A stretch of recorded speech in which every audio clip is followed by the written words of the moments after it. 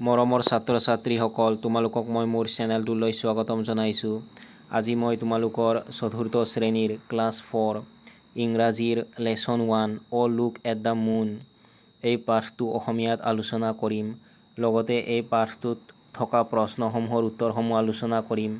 গতিকে তোমালোকে ভিডিঅ'টো প্ৰথমৰ পৰা শেষলৈকে চাবা। অ লুক এট দ্য মুন পাঠটোৰ নাম হৈছে অ লুক এট দ্য মুন অৰ্থাৎ জোনবাইলৈ চোৱা। এইটো তোমালোকৰ এটা কবিতা হয়। কবিতাটোৰ আৰম্ভণিতে তোমালোকক দিছে লুক এট দ্য পিকচাৰ ছবিখনলৈ চোৱা এণ্ড চে হোৱাট টাইম ইট ইজ আৰু এইটো কি সময় কোৱা। Name the things that you can see in the picture তুমি ছবিখনত দেখা পোৱা বস্তুবোৰৰ নাম কোৱা বুলি কৈছে। এই ছবিখনত তোমালোকে জোনবাইৰ ছবি, এজোপা গছ, তাৰপাছত গছৰ ডালত বহি থকা এটা ফেঁচা, এটা লেম্পৰ পষ্ট আৰু তোমালোকে আকাশত ৰাতি জিলিকি থকা তৰা দেখা পাইছা। Let's recite the poem O look at the moon. O look at the moon কবিতাটো আবৃত্তি কৰোঁ আহা। O look at the moon ইয়াৰ অৰ্থ হৈছে অহ জোনবাইলৈ চোৱা। শ্বি ইজ শ্বাইনিং আপ দেয়াৰ তাই তাৰ ওপৰত জিলিকি আছে। অ মাদাৰ শ্বি লুকছ অ মা তাই দেখাত like a lamp in the air বতাহত জ্বলি থকা চাকিৰ দৰে। Last week she was smaller যোৱা সপ্তাহত তাই সৰু আছিল। এণ্ড শ্বেপড লাইক এ বো আৰু ধনুৰ দৰে আকৃতিৰ আছিল। But now Shi is grown bigger কিন্তু এতিয়া তাই ডাঙৰ হৈ গৈছে। এণ্ড শ্বেপড লাইক এন অ আৰু অ'ৰ দৰে আকৃতি পাইছে।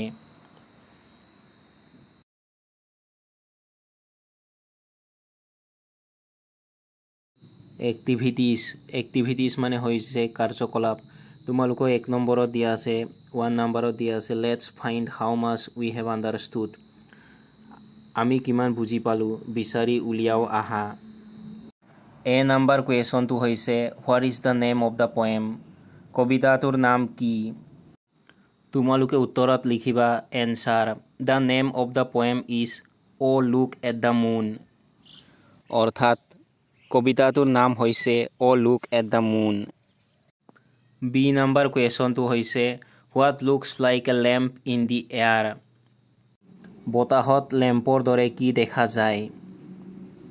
তোমালোকে উত্তৰত লিখিবা answer the moon looks like a lamp in the air অৰ্থাৎ জোনবাইটো বতাহত জ্বলি থকা চাকিৰ দৰে। চি নাম্বাৰ কুৱেশ্যনটো হৈছে what does the moon look like when she is smaller চন্দ্ৰটো সৰু হ'লে কেনেকুৱা দেখা যায়। তোমালোকে উত্তৰত লিখিবা answer when the moon is smaller it looks like a bow অৰ্থাৎ জোনবাইটো যেতিয়া সৰু ই দেখাত ধনুৰ দৰে। ডি নাম্বাৰ কুৱেশ্যনটো হৈছে what does the moon look like when Shi grows bigger যেতিয়া জোনবাইটো ডাঙৰ হয় কেনেকুৱা দেখা যায়। তোমালোকে উত্তৰত লিখিবা answer when the moon grows bigger it looks like an O যেতিয়া জোনবাইটো ডাঙৰ হয় ই দেখাত অ আকৃতিৰ দৰে।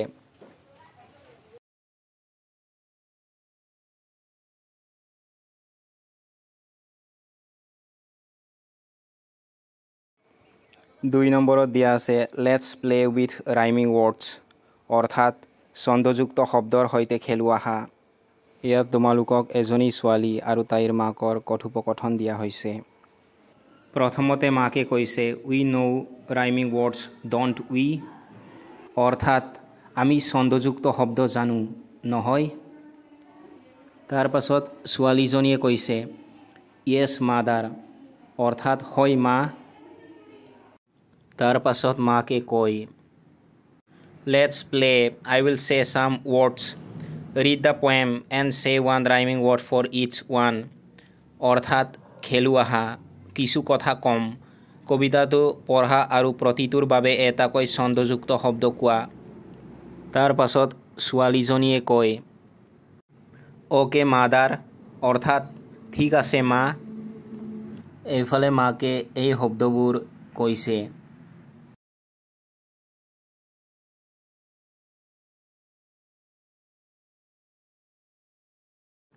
টুক শব্দটোৰ ছন্দযুক্ত শব্দ লিখিবা তোমালোকে লুক। নুন শব্দটোৰ ছন্দযুক্ত শব্দ লিখিবা তোমালোকে মুন। হেয়াৰ শব্দটোৰ ছন্দযুক্ত শব্দ লিখিবা তোমালোকে এয়াৰ। ফাদাৰ শব্দটোৰ ছন্দযুক্ত শব্দ লিখিবা তোমালোকে মাদাৰ। বুকছ শব্দটোৰ ছন্দযুক্ত শব্দ লিখিবা তোমালোকে লুকছ। ৰেম্প শব্দটোৰ ছন্দযুক্ত শব্দ লিখিবা তোমালোকে লেম্প। কাউ শব্দটোৰ ছন্দযুক্ত শব্দ লিখিবা তোমালোকে বৌ। তলাৰ শব্দটোৰ ছন্দযুক্ত শব্দ লিখিবা তোমালোকে স্মলাৰ। 3 নম্বৰত দিয়া আছে write the opposites of the underlined words, অৰ্থাৎ আণ্ডাৰলাইন কৰা শব্দবোৰৰ বিপৰীত অৰ্থ বুজোৱা শব্দ লিখা। ইয়াত তোমালোকক কবিতাটোৰ পৰা দুটা শাৰী তুলি দিয়া হৈছে। অ' look at the moon, she is শ্বাইনিং আপ দেয়াৰ। ইয়াত তোমালোকক দ্বিতীয়টো শাৰীত চি আৰু আপ এই দুটা শব্দত আণ্ডাৰলাইন কৰা হৈছে। এই আণ্ডাৰলাইন কৰা দুটা শব্দৰ বিপৰীত অৰ্থ বুজোৱা শব্দ লিখিবলৈ কৈছে। চি শব্দৰ বিপৰীত অৰ্থ বুজোৱা শব্দ লিখিবা তোমালোকে হি। আপ শব্দৰ বিপৰীত অৰ্থ বুজোৱা শব্দ লিখিবা তোমালোকে ডাউন। 4 নম্বৰত দিয়া আছে তলত দিয়া শব্দৰ জোৰবোৰ উচ্চস্বৰে পঢ়া। তোমালোকে এই শব্দবোৰ উচ্চস্বৰে পঢ়িবা। তোমালোকে পঢ়িবা বিফৰ, আফটাৰ। বিফৰ মানে আগত, আফটাৰ মানে পাছত। Day, night. ডে মানে দিন, নাইট মানে ৰাতি। বিউটিফুল, আকলি। বিউটিফুল মানে ধুনীয়া, আকলি মানে কুৎসিত বা দেখিবলৈ বেয়া। Outside, inside. আউটছাইড মানে বাহিৰ, ইনচাইড মানে ভিতৰলৈ বা ভিতৰত। ফাৰ, নিয়েৰ। ফাৰ মানে দূৰ, নিয়েৰ মানে ওচৰ। পিক, থ্ৰ'। পিক মানে বুটলা, থ্ৰ' মানে দলিয়া বা দলিয়াই দিয়া।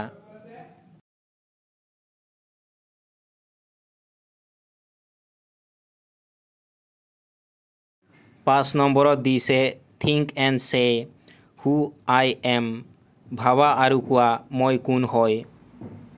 এ নম্বৰত দিছে I live in the sky, sometimes I am small and sometimes I am big. I glow' at night, who am I I am the, অৰ্থাৎ মই আকাশত থাকোঁ, মই কেতিয়াবা সৰু হওঁ আৰু কেতিয়াবা ডাঙৰ হওঁ, মই ৰাতি জিলিকি থাকোঁ, মই কোন। তোমালোকে খালী ঠাইত লিখিবা মুন। মুন মানে চন্দ্ৰ বা জোন বাই। এইফালে তোমালোকক চন্দ্ৰৰ ছবি দিয়া আছে।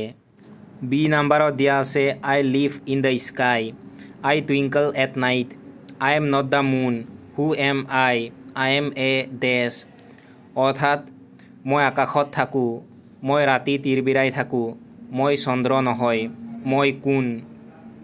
তোমালোকে খালী ঠাইত লিখিবা ষ্টাৰ। ষ্টাৰ মানে তৰা। এইফালে তোমালোকক তৰাৰ ছবি দিয়া আছে। চি নম্বৰত দিয়া আছে I am hot, I am bright, I am big, I give light, who am I I am the, অৰ্থাৎ মই গৰম, মই উজ্জ্বল, মই ডাঙৰ, মই পোহৰ দিওঁ, মই কোন। তোমালোকে খালী ঠাইত লিখিবা ছান। ছান মানে হৈছে সূৰ্য।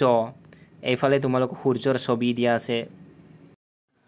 6 নম্বৰত দিয়া আছে read this paragraph written by Puja, it describes what she saw' one evening, অৰ্থাৎ পূজাই লিখা এই দফাটো পঢ়া।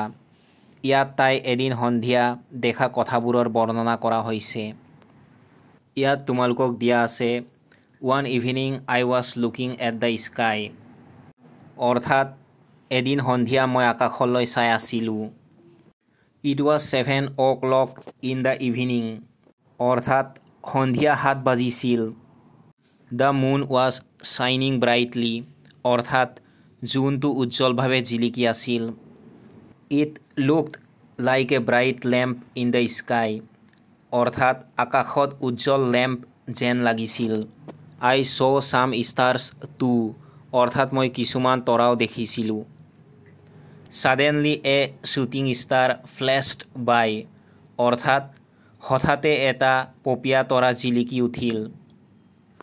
এইফালে দিয়া আছে Now look at the pictures below and write a few sentences on each of them. অৰ্থাৎ এতিয়া তলৰ ছবিবোৰ চোৱা আৰু প্ৰতিটোৰ ওপৰত কেইটামান বাক্য লিখা। প্ৰথম ছবিটো তোমালোকৰ দিনৰ আকাশৰ ছবি হয়। দ্বিতীয় ছবিটো তোমালোকৰ ৰাতিৰ আকাশৰ ছবি হয়। এই দুখন ছবিৰ ওপৰত মই তোমালোকক কেইটামান বাক্য লিখি দিছোঁ, তোমালোকে চাই লিখি ল'বা।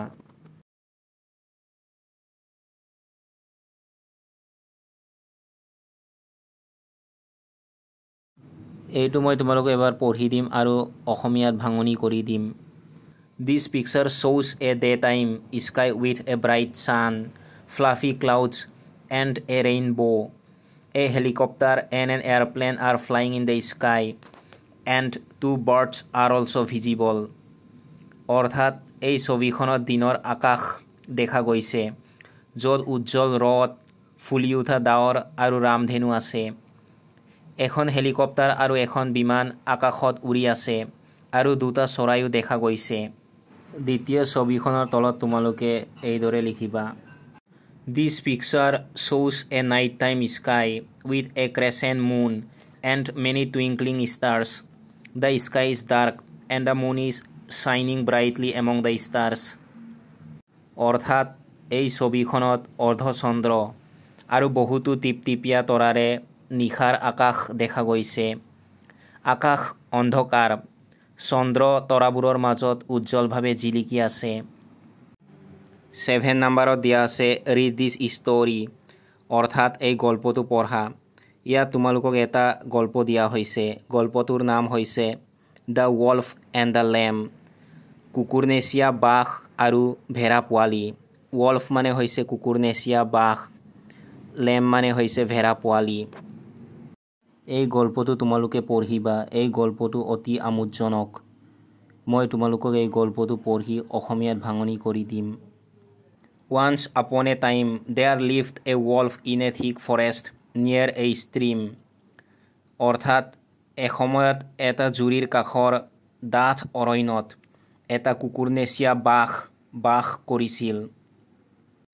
Sheep, goats and cows from a village nearby came to the stream to drink water. অৰ্থাৎ ওচৰৰ গাঁৱৰ পৰা ভেড়া, ছাগলী আৰু গৰু পানী খাবলৈ আহিছিল সেই জুৰিটোলৈ। তোমালোকে এই ছবিখনলৈ চোৱা। ইয়াত তোমালোকে কুকুৰনেচীয়া বাঘৰ ছবি দেখা পাইছা আৰু এইফালে তোমালোকে ভেড়া পোৱালিৰ ছবি দেখা পাইছা।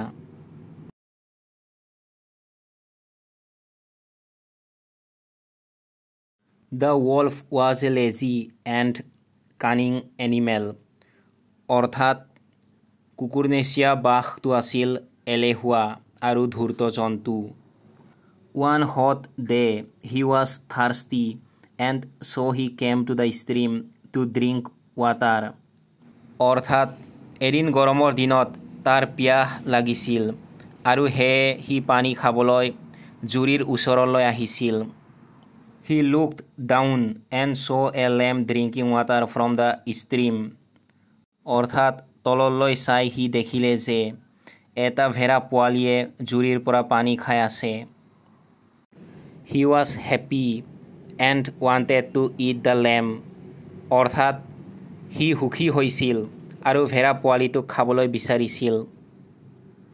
A wicked idea came to his mind. অৰ্থাৎ তাৰ মনলৈ এটা দুষ্ট বুদ্ধি আহিল। He tried to make the lamb frightened. অৰ্থাৎ সি ভেড়া পোৱালিটোক ভয় খুৱাবলৈ চেষ্টা কৰিলে। He shouted at the lamb, "You foolish lamb, why are you making the water dirty?" অৰ্থাৎ সি ভেড়া পোৱালিটোক চিঞৰি ক'লে, হে মূৰ্খ ভেড়া পোৱালি, পানী কিয় লেতেৰা কৰিছা? Can't you drink without your legs in the water? অৰ্থাৎ পানীত ভৰি নিদিয়াকৈ পানী খাব নোৱাৰিনে? The lamb looked up and saw the wolf. অৰ্থাৎ ভেড়া পোৱালিটোৱে ওপৰলৈ চালে আৰু কুকুৰনেচীয়া বাঘটোক দেখা পালে। But he was not frightened. অৰ্থাৎ কিন্তু সি ভয় খোৱা নাছিল। He was a brave lamb. অৰ্থাৎ সি আছিল এটা সাহসী ভেড়া পোৱালি। He replied politely, "But sir, you are wrong." অৰ্থাৎ সি নম্ৰভাৱে উত্তৰ দিলে, কিন্তু ছাৰ আপোনাৰ ভুল হৈছে। The water is flowing from where you are standing to where I am standing. অৰ্থাৎ আপুনি থিয় হৈ থকা ঠাইৰ পৰা মই থিয় হৈ থকা ঠাইলৈকে পানী বৈ আছে। How can I make your water dirty? অৰ্থাৎ মই আপোনাৰ পানী কেনেকৈ লেতেৰা কৰিব পাৰোঁ? The wolf did not find an answer. অৰ্থাৎ কুকুৰনেচীয়া বাঘটোৱে কোনো উত্তৰ বিচাৰি নাপালে। But he did not give up. অৰ্থাৎ কিন্তু সি হাৰ নামানিল। He said, 6 months ago, you called me stupid. Now you have to say sorry. সি ক'লে, 6 মাহ আগতে তুমি মোক মূৰ্খ বুলি কৈছিলা, এতিয়া তুমি ক্ষমা খুজিব লাগিব। The lamb replied politely again, "But sir, I am only 3 months old." ভেড়া পোৱালিটোৱে আকৌ ভদ্ৰভাৱে উত্তৰ দিলে, কিন্তু ছাৰ মোৰ বয়স মাত্ৰ 3 মাহ। The wolf had no answer and went away sadly. কুকুৰনেচীয়া বাঘটোৱে কোনো উত্তৰ নাপাই দুখ মনেৰে গুচি গ'ল।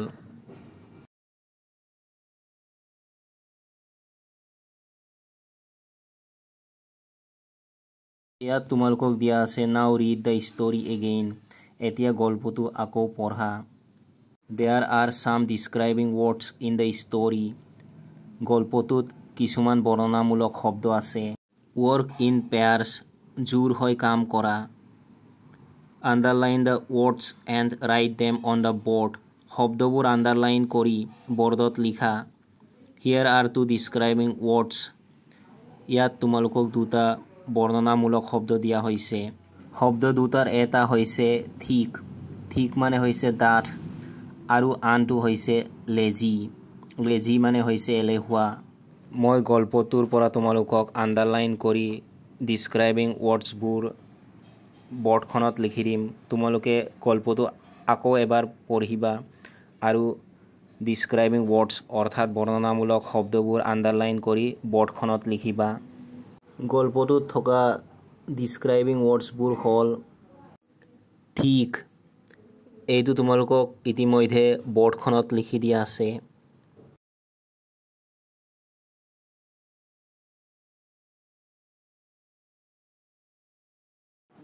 lazy, cunning, hot, thirsty, happy, wicked, frightened, foolish, dirty, brave, wrong, stupid, sorry, old,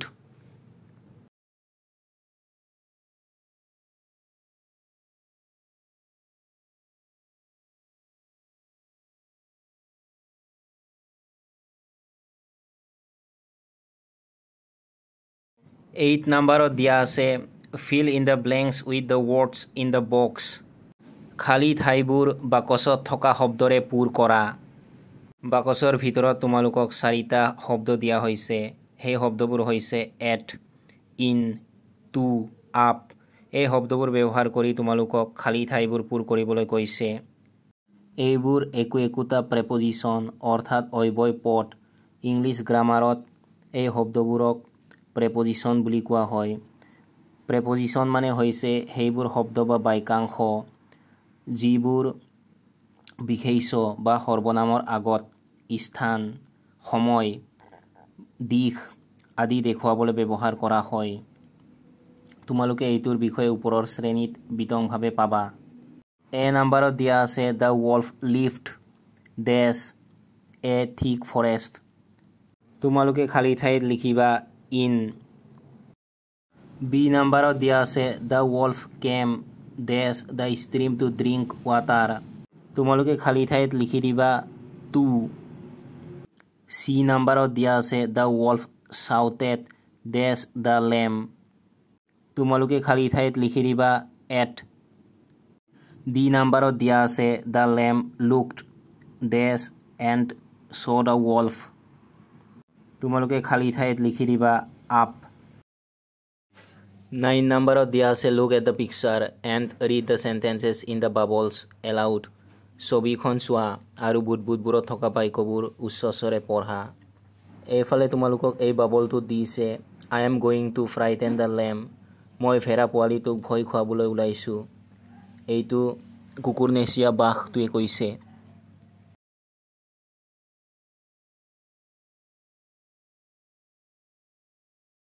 এইফালে এই বাবলটো দিয়া আছে the wolf is trying to frighten me কুকুৰনেচীয়া বাঘটোৱে মোক ভয় খুৱাবলৈ চেষ্টা কৰিছে এইটো ভেড়া পোৱালিটোৱে কৈছে 10 নাম্বাৰত দিয়া আছে say as fast as you can যিমান পাৰে খৰকৈ কোৱা তোমালোকে ইয়াত দিয়া শব্দ আৰু বাক্যবোৰ যিমান পাৰে খৰকৈ ক'বলৈ চেষ্টা কৰিবা এ নাম্বাৰত দিয়া আছে wash water wolf well went B নম্বৰত দিয়া আছে the wicked wolf went to the well and washed his face with water C নাম্বাৰত দিয়া আছে a little lamb lay lazily on her mother's lap D নাম্বাৰত দিয়া আছে the little lamb looked at his lovely legs 11 নাম্বাৰত দিয়া আছে look at the pictures and read ছবিবোৰলৈ চোৱা আৰু পঢ়া ইয়াত তোমালোকক ডিগ্ৰীৰ ধাৰণা দিয়া হৈছে ডিগ্ৰী মানে হৈছে যেনে পজিটিভ ডিগ্ৰী কম্পেয়াৰেটিভ ডিগ্ৰী সুপাৰলেটিভ ডিগ্ৰী এইবোৰ তুলনাৰ বিভিন্ন স্তৰ প্ৰকাশ কৰিবলৈ ব্যৱহাৰ কৰা হয় ওপৰৰ ক্লাছত তোমালোকে ইংলিছ গ্ৰামাৰত এইবোৰৰ বিষয়ে বিতংকৈ জানিব পাৰিবা ইফালে তোমালোকক দিয়া আছে স্মল মানে হৈছে সৰু এইটো তোমালোকৰ এটা এডজেক্টিভ হয় এইটো তোমালোকৰ পজিটিভ ডিগ্ৰী হয় পজিটিভ ডিগ্ৰী কোনো তুলনা নোহোৱাকৈ এটা বিশেষ্যৰ বৰ্ণনা কৰিবলৈ ব্যৱহাৰ কৰা হয় এই লেমটো তোমালোকে দেখা পাইছা এইটো সৰু অৰ্থাৎ স্মল আৰু এই লেমটো দেখা পাইছে তোমালোকে এইটো বেছি সৰু অৰ্থাৎ স্মলাৰটো তোমালোকৰ কম্পেয়াৰেটিভ ডিগ্ৰী হয় কম্পেয়াৰেটিভ ডিগ্ৰী দুটা বিশেষ্যৰ তুলনা কৰি কোনটোৰ কম বেছি পৰিমাণে নিৰ্দিষ্ট গুণ আছে কোনটো ডাঙৰ বা সৰু বা কোনটো বেছি ভাল বা বেয়া তেনেকুৱা ধৰণৰ তুলনা কৰিবলৈ ব্যৱহাৰ কৰা হয় এই লেমটো তোমালোকে দেখা পাইছা এইটো তিনিওটাৰ ভিতৰতে আটাইতকৈ সৰু অৰ্থাৎ স্মলেষ্টটো হৈছে তোমালোকৰ সুপাৰলেটিভ ডিগ্ৰী তিনিটা বা তাতকৈ অধিক বিশেষ্য তুলনা কৰি কোনটোৰ গুণৰ মাত্ৰা সৰ্বাধিক বা সৰ্বনিম্ন সেইটো দেখুৱাবলৈ ব্যৱহাৰ কৰা হয়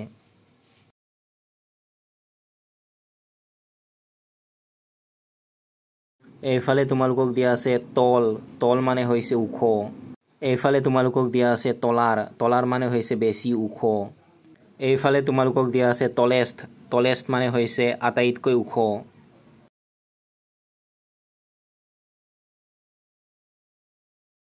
এইফালে তোমালোকক দিয়া আছে I am a strong man মই এজন শক্তিশালী মানুহ এইফালে তোমালোকক দিয়া আছে I am stronger than you মই তোমাতকৈ বেছি শক্তিশালী এইফালে দিয়া আছে I am the strongest of all মই সকলোতকৈ বেছি শক্তিশালী এইফালে তোমালোকক কেইটামান এডজেক্টিভৰ পজিটিভ ডিগ্ৰী কম্পেয়াৰেটিভ ডিগ্ৰী আৰু সুপাৰলেটিভ ডিগ্ৰী দিয়া হৈছে এইবোৰ তোমালোকে পঢ়ি জানি ল'বা মই তোমালোক এবাৰ পঢ়ি দিছোঁ লং মানে দীঘল লংগাৰ মানে বেছি দীঘল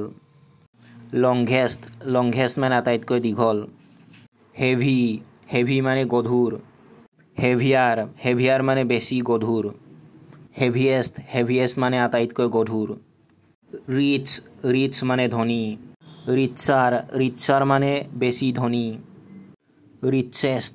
ৰিচেষ্ট মানে আটাইতকৈ ধনী ফেট মানে শকত ফেটাৰ মানে বেছি শকত ফেটেষ্ট মানে হৈছে আটাইতকৈ শকত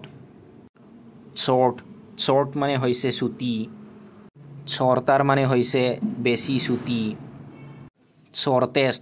shortest মানে হৈছে আটাইতকৈ চুটি happy মানে হৈছে সুখী happier মানে হৈছে বেছি সুখী happiest মানে হৈছে আটাইতকৈ সুখী weak মানে দুৰ্বল weaker মানে বেছি দুৰ্বল weakest মানে হৈছে আটাইতকৈ দুৰ্বল wide মানে হৈছে বহল wider মানে হৈছে বেছি বহল widest মানে হৈছে আটাইতকৈ বহল 12 নম্বৰত দিয়া আছে fill in the boxes with appropriate words খালী বাকচবোৰ উপযুক্ত শব্দৰে পূৰ কৰা এইটো বাকচত লিখিবা তোমালোকে লংগাৰ এইটো বাকচত লিখিবা তোমালোকে hot মানে গৰম এইটো বাকচত লিখিবা তোমালোকে hottest মানে হৈছে আটাইতকৈ বেছি গৰম এইটো বাকচত তোমালোকে লিখিবা happier এইটো বাকচত লিখিবা তোমালোকে biggest মানে হৈছে আটাইতকৈ বেছি ডাঙৰ এইটো বাকচত লিখিবা তোমালোকে short এইটো বাকচত তোমালোকে লিখিবা shortest এইটো বাকচত তোমালোকে লিখিবা braver মানে হৈছে বেছি সাহসী এইটো বাকচত তোমালোকে লিখিবা bravest মানে হৈছে আটাইতকৈ বেছি সাহসী এইটো খালি ঠাইত তোমালোকে লিখিবা wisest মানে হৈছে আটাইতকৈ বেছি জ্ঞানী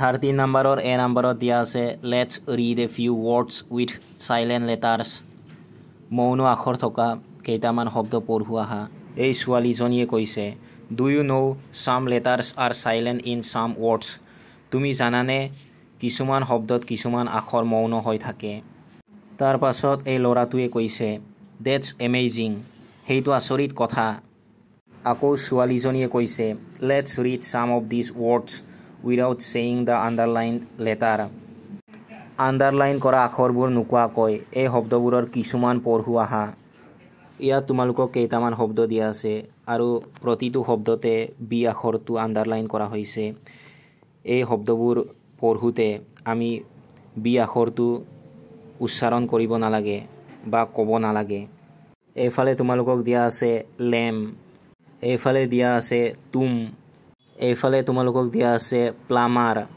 এইফালে তোমালোকক দিয়া আছে বম এইফালে তোমালোকক দিয়া আছে কম এইফালে তোমালোকক দিয়া আছে ক্ৰাম তোমালোকে এই শব্দবোৰ আণ্ডাৰলাইন কৰা আখৰ বা বৰ্ণবোৰ নোকোৱাকৈ পঢ়িবলৈ চেষ্টা কৰিবা 13 নম্বৰৰ বি নম্বৰত দিয়া আছে টিক দ্য ৱৰ্ড ইউ হিয়াৰ তুমি শুনি পোৱা শব্দটো টিক কৰা এই শব্দবোৰ যেতিয়া তোমালোকক শিক্ষকে পঢ়ি শুনাব তোমালোকে শিক্ষকে শব্দটো পঢ়াৰ সময়ত তোমালোকে এই শব্দবোৰৰ কোনটো শব্দ শুনা পাইছা এইটো তোমালোকে ক'ব লাগিব 1 নম্বৰত দিয়া আছে লেম্প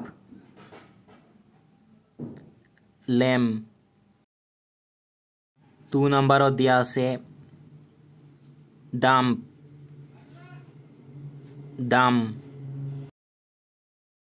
14 নম্বৰত দিয়া আছে তোমালোকক read the words on the white বৰ্ডত দিয়া শব্দবোৰ পঢ়া এই হোৱাইট বৰ্ডত তোমালোকক কিছুমান শব্দ দিছে সেইবোৰ হৈছে মুন মানে চন্দ্ৰ বা জোন বন মানে হৈছে হাড়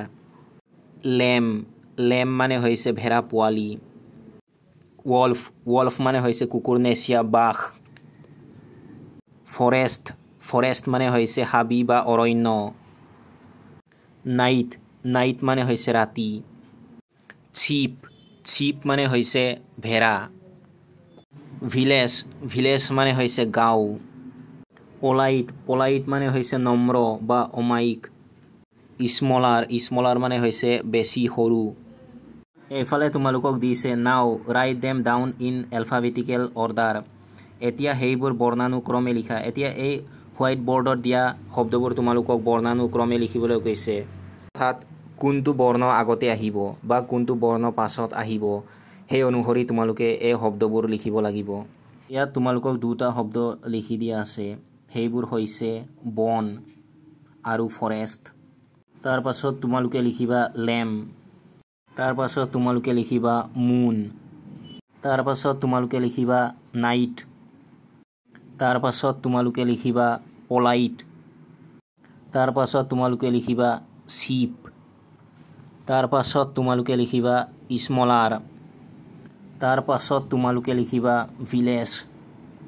তাৰ পাছত তোমালোকে লিখিবা ওলফ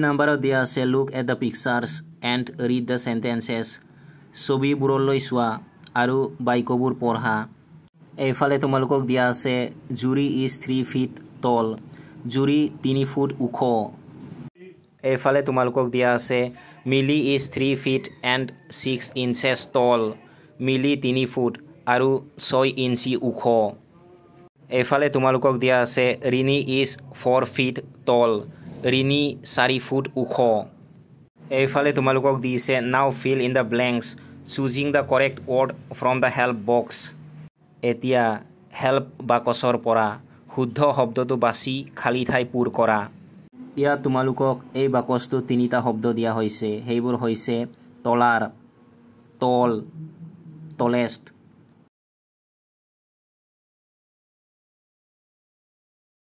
প্ৰথমতে তোমালোকক দিয়া আছে জুৰি ইজ এ ডেছ গাৰ্ল তোমালোকে খালী ঠাইত লিখি দিবা তল জুৰি ইজ এ টল গাৰ্ল অৰ্থাৎ জুৰি এজনী ওখ ছোৱালী তাৰ পাছত তোমালোকক দিয়া আছে মিলি ইজ ডেছ দেন জুৰি তোমালোকে খালী ঠাইত লিখি দিবা তলাৰ মিলি ইজ তলাৰ দেন জুৰি অৰ্থাৎ মিলি জুৰিতকৈ ওখ তাৰ পাছত তোমালোকক দিয়া আছে Rini is the dash of the 3 তোমালোকে খালী ঠাইত লিখি দিবা tallest Rini is the tallest of the 3 অৰ্থাৎ তিনিওটাৰ ভিতৰত ৰিনি আটাইতকৈ ওখ